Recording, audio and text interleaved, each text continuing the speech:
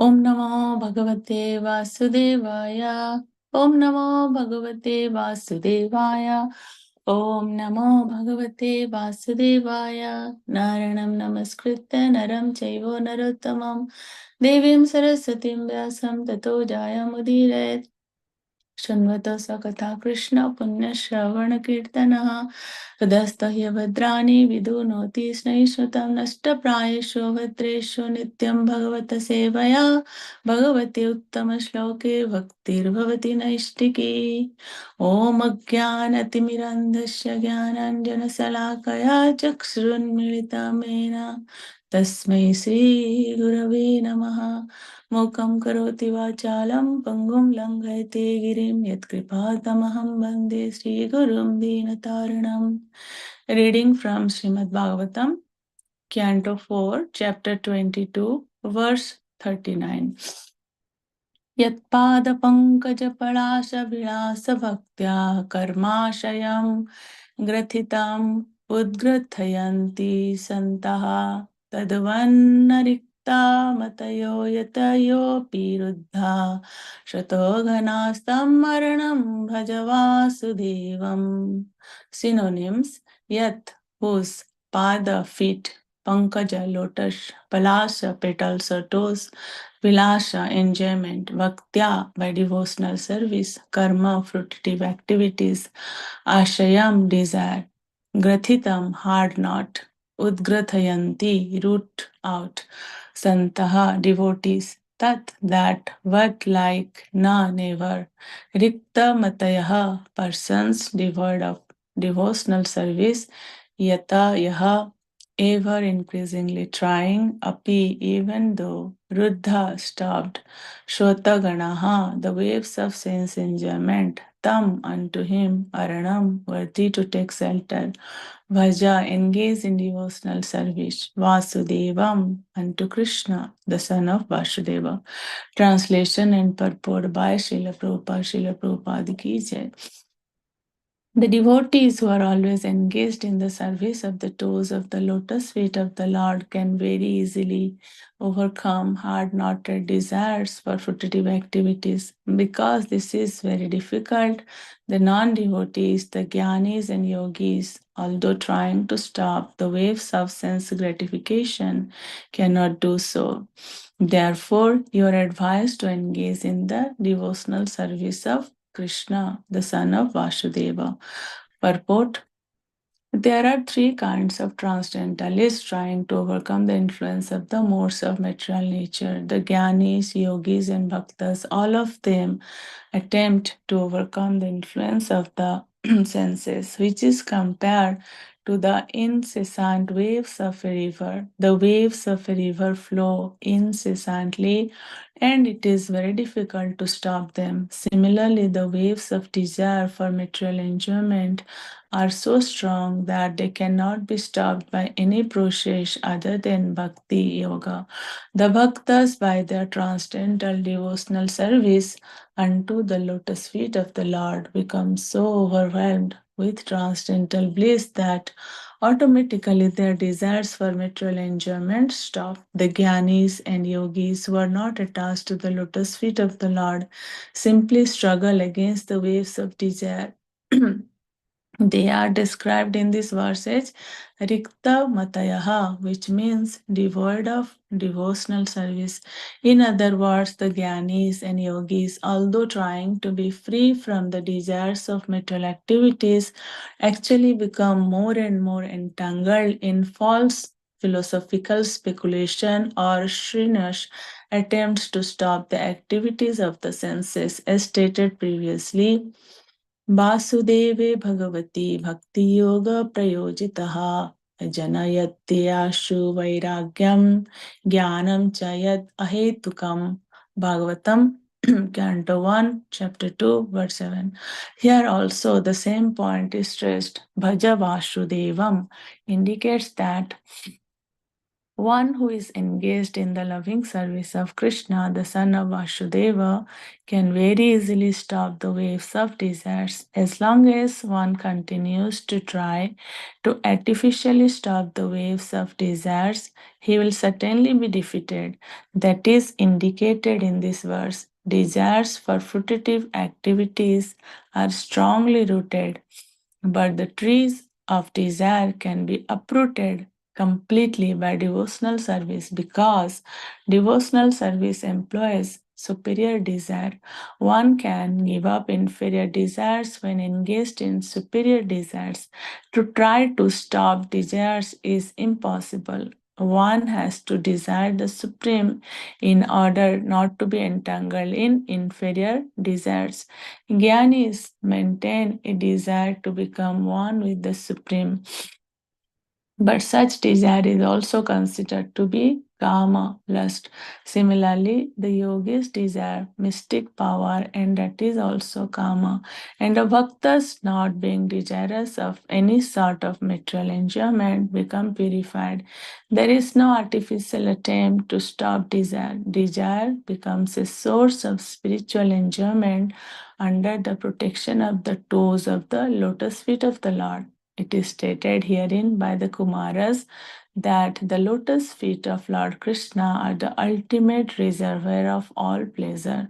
One should therefore take shelter of the lotus feet of the Lord instead of trying unsuccessfully to stop desires for material enjoyment.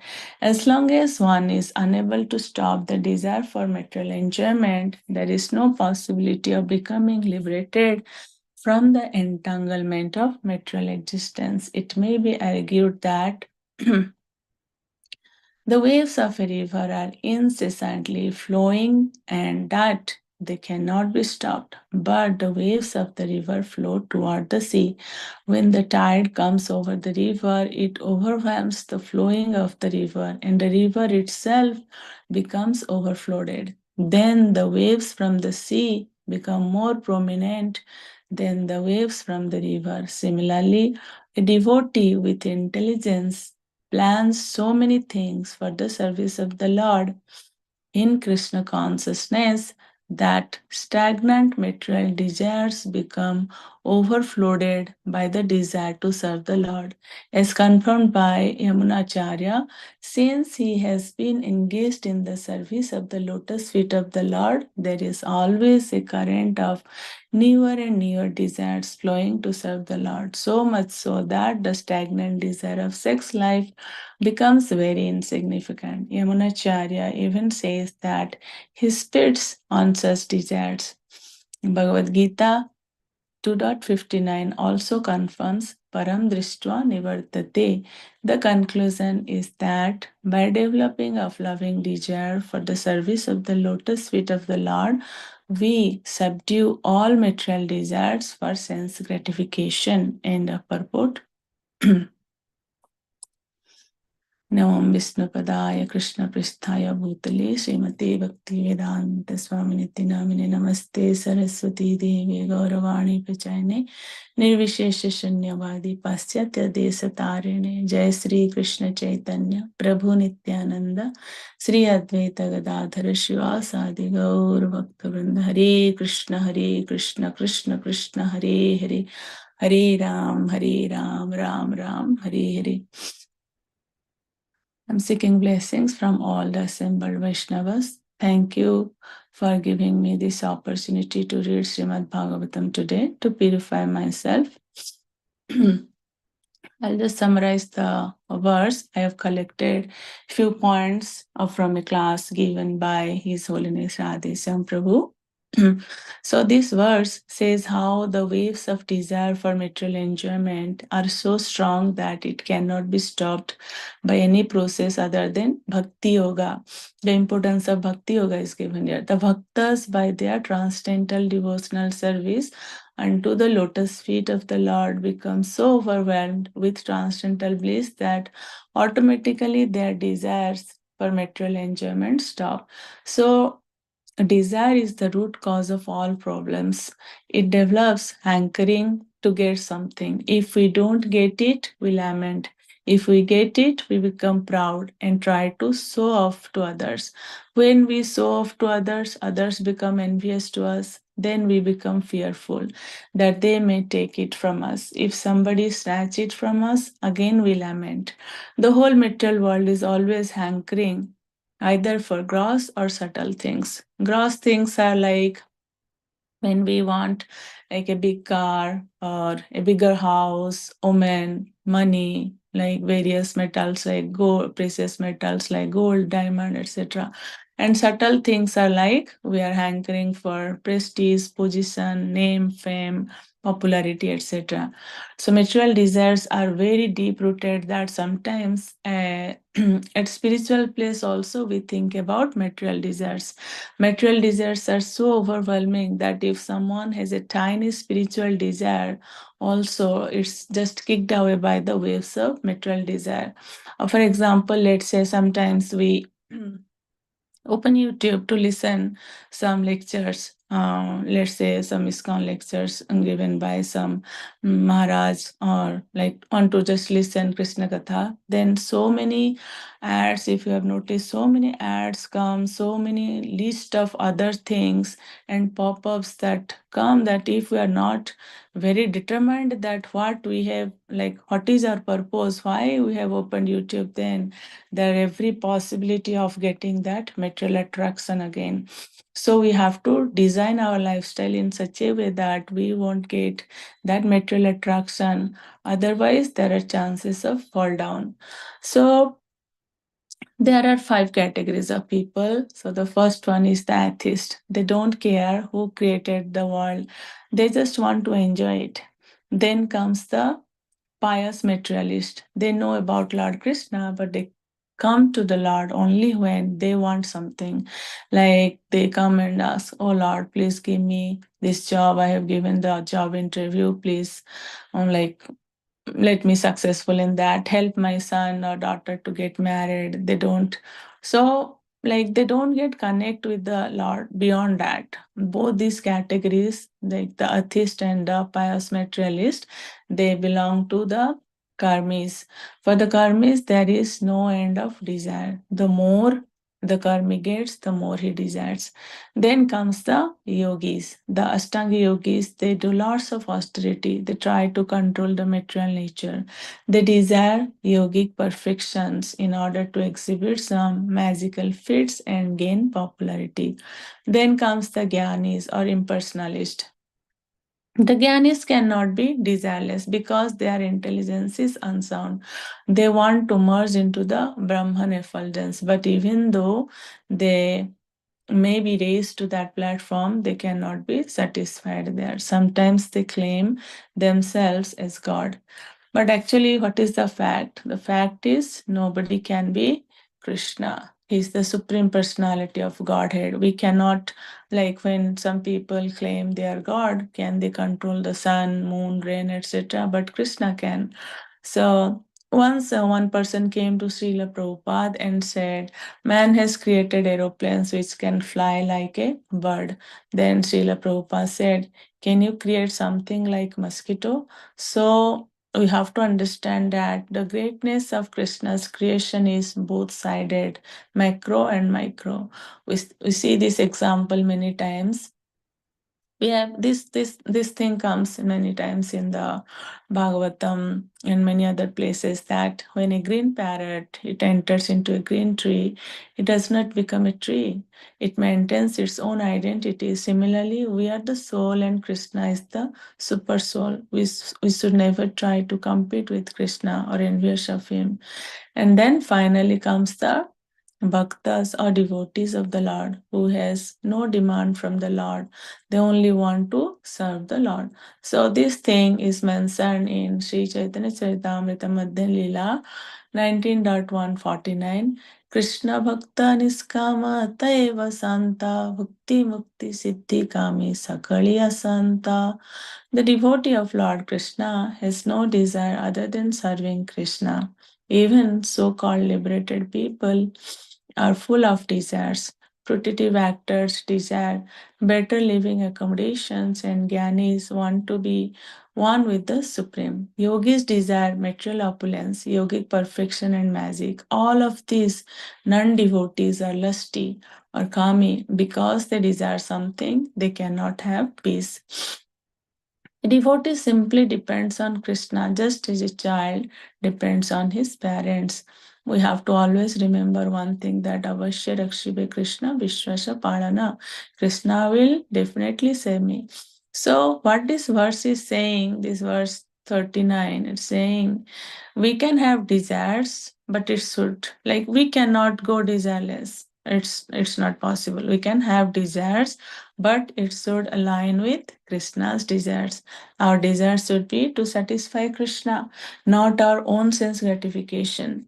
We see sometimes people, when we go to people's house, they're like they 5 bedroom, 6 bedroom homes, but there is not even a small space for the Lord. The whole house is decorated with the family pictures, kids' pictures, their pets' pictures, but not a single picture of Krishna. What it actually says is the enjoying mentality. Like we think we are the enjoyers, we are the masters, we are the owners, we are the proprietor, which is not true. But what Lord Krishna says in Bhagavad Gita 5.29 is Bhaktanam Yagyatapasam Sarvaloka Maheshwaram Sruhadam Sarvabhutanam Yantva Mam Santim Rachati. So it means a person in full consciousness of me, knowing me to be the ultimate beneficiary of all sacrifices and austerities, the Supreme Lord of all planets and demigods, and the benefactor and well-wisher of all living entities, attains peace from the pangs of material miseries. So, three things we have to understand. Krishna is the supreme being and proprietor of everything. He is the supreme angel. He is the only friend who can actually do good to all living entities. One who understands these three principles about Krishna immediately becomes desireless, that is, niskama, and therefore peaceful. Krishna says in Bhagavad Gita, my devotee never perishes. Kaunteya pratijani name bhakta pranashriti. So, in this purport, this verse 39, it's mentioned that devotee with intelligence plans so many things for the service of the Lord in Krishna consciousness that stagnant material desires become overflowed by the desire to serve the Lord. As confirmed by Yamunacharya, since he has been engaged in the service of the lotus feet of the Lord, there is always a current of newer and newer desires flowing to serve the Lord. So much so that the stagnant desire of sex life becomes very insignificant. Yamunacharya even says that he spits on such desires. So, a reference from Bhagavad Gita 2.59 is given in this purport. Vishaya vinivartante niraharasya dehina rasavarjam rasopyasya param drishtva nivartate. Though the embodied soul may be restricted from sense enjoyment, the test for the sense objects remains. But seizing such engagements by experiencing a higher taste is fixed in consciousness. So, sense restriction by some spiritual process like Ashtanga Yoga in the matter of Yama, Niyama, Asana, Pranayama, Pratyahara, Dharana, Dhyana, etc. is recommended for less intelligent persons who have no better knowledge, but one who has tested the beauty of the Supreme Lord Krishna in the course of his advancement in Krishna consciousness. No longer has a taste for dead material things. Therefore, restrictions are there for the less intelligent neophytes in the spiritual advancement of life. But such restrictions are only good until one actually has a taste for Krishna consciousness. So, when one is actually Krishna conscious, he automatically loses his taste for pale things. Like if, like we can take so many examples. When once we taste Krishna prasadam, we don't get that nectar from any other food. Similarly, like we don't get that satisfaction. And similarly, like once you get taste of kirtan, we don't like to hear any like Bollywood or Hollywood music. So today Japa book reading, we read about how Chaitanya Mahaprabhu, the six Ashtaka of Chaitanya Mahaprabhu, the examples are given, how we have to always chant in the mode of separation, like Chaitanya, Lord Chaitanya Mahaprabhu. He's Lord Krishna in the mode of Radharani. He came. There are various purposes why the Lord appeared in Kali Yuga, but one of the main reason was like how like the Lord was like he was trying to test his own mellows in the mood of Radharani, how the separation the Lord teaches us in through his Siksastakam that how we should always actually we're separated, we are part and parcel of Krishna, but we're separated because of our rebellious activity, envious activity, or like the mind to the mood to enjoy, the enjoying mentality. Because of that we are separated from Krishna, but we have that opportunity, we have that option with us, that we have to feel that separation, that we're separated from our Supreme Father. In that is, it was explained like it's a vipralamba bhava. Externally we're separated, but internally, when we feel that separation, we become close to Krishna. So in that mode, we have to always chant, which also brings humility in us. In that mood, we have to chant, we have to humble. In that humble mode, we have to chant the holy name of Lord, like Hare Krishna, Krishna Krishna, Hare Hare, Hare Rama, Hare Rama.